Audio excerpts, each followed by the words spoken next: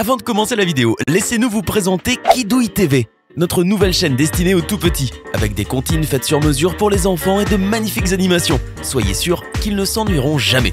N'hésitez pas à vous abonner à la chaîne, le lien est dans la description.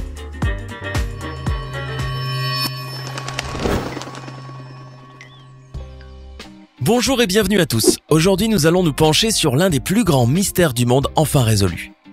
Nous savons tous que si les anciennes pyramides d'Égypte sont entourées de mystères, les scientifiques discutent depuis des années de la façon dont elles ont été fabriquées.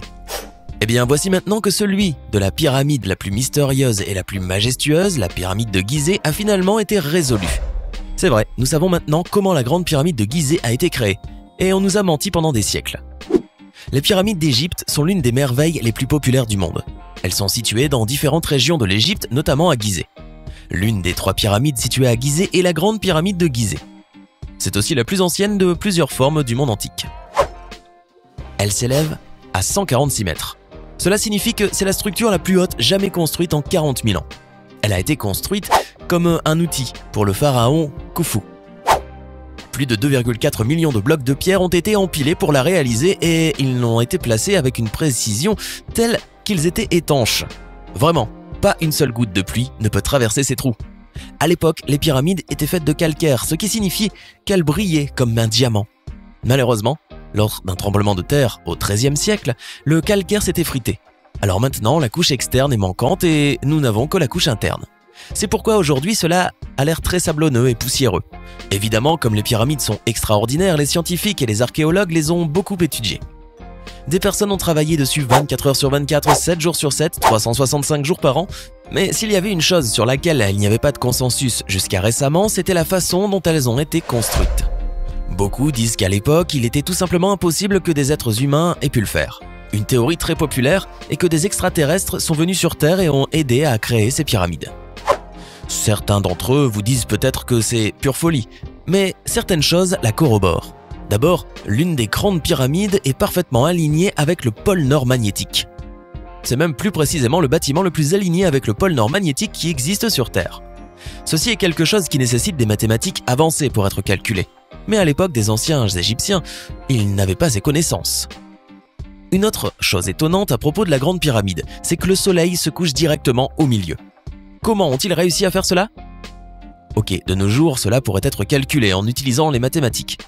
Mais à l'époque, les anciens Égyptiens n'étaient même pas conscients de la durée de l'année et du solstice d'été. En outre, le soleil tourne devant le Sphinx pendant le solstice d'hiver. Une autre théorie populaire est que c'est Noé, de l'arche de Noé, qui a construit la pyramide. C'est exact, selon un universitaire britannique du nom de John Taylor, Noah est derrière les pyramides. Apparemment, le même gars qui a construit l'arche était aussi l'esprit étonnant derrière la conception des pyramides.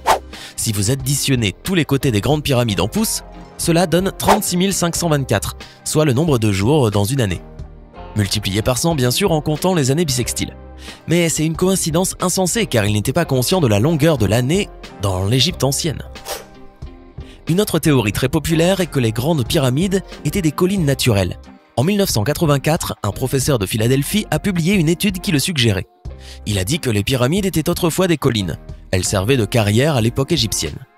Que les rochers ont simplement été excavés, laissant alors ces pyramides, mais on voit que des photos anciennes de ces pyramides en cours de construction, cela n'a donc aucun sens.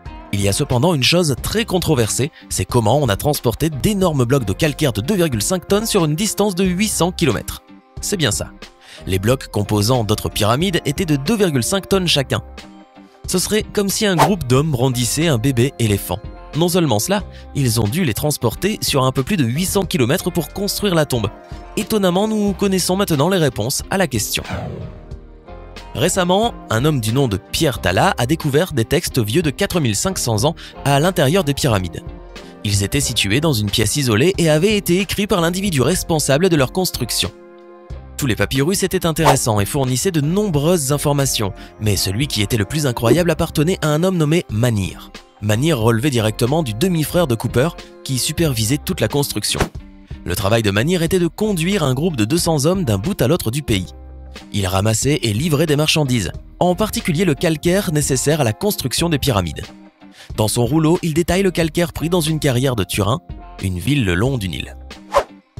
Ces 200 hommes et lui ont ensuite pris le bateau sur le Nil à Gizeh. Mais cette révélation a été assez surprenante pour de nombreux historiens. Elle révèle comment ils ont effectivement transporté toute cette pierre.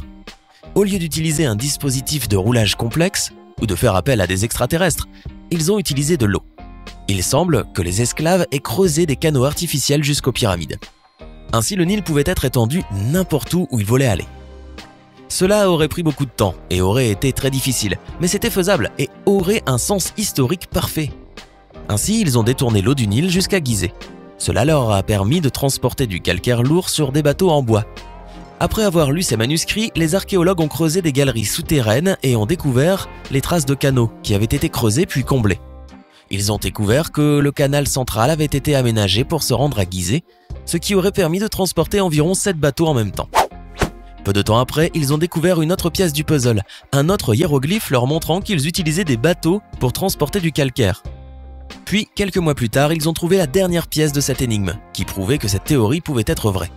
Ils ont trouvé des traces de bois et de bateaux cérémoniels qui devaient être utilisés pour transporter le calcaire. Ils ont donc creusé un faux transport pour amener les bateaux directement sur les chantiers de construction.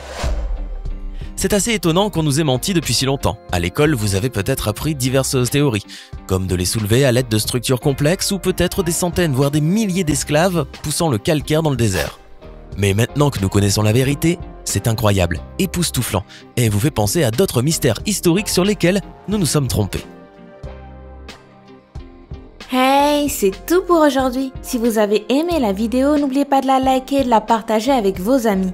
Et si vous êtes nouveau sur la chaîne, n'oubliez pas de vous abonner et d'activer la notification. Bye bye!